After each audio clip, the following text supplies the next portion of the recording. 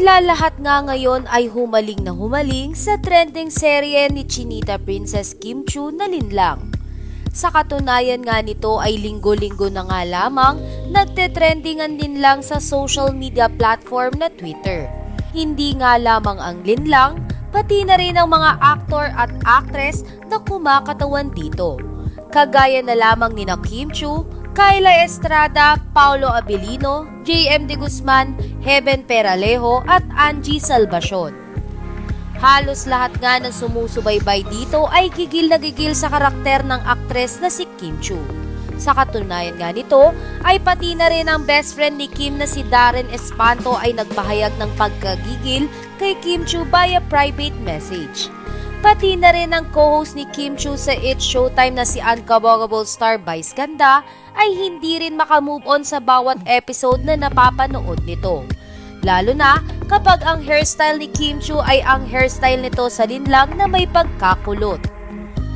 Samantala, sa latest post naman ni Kim ay ibinahagi nito ang isang video kung sana'y makikita si Darla Soler na hinihila ang buhok na kagaya ng kay Juliana, na animoy nang gigigil na din. Maririnig pa ngang sinasabi ni Darla ang mga salitang, "Huwag kang magkukulot, Juliana." Ang nakakatawa pa nga dito ay nang humarap ang nagmamay-ari ng buhok ay si Regine Velasquez pala. Kaya naman, agad na napasigaw si Darla at nagsorry kay Regine Velasquez. Tuwang-tuwa naman ang mga fans ni Kim Chiu sa ibinahaging ito ng kanilang idolo na si Kim Chiu. Anila ay mukhang hindi lamang sila ang nahuhumaling sa Linlang, kundi pati na rin ang mga sikat na personalidad. Narito ang video ni Darla Soler na nanggigigil na hinihila ang buhok ni Regine Velasquez sa backstage ng ASAP.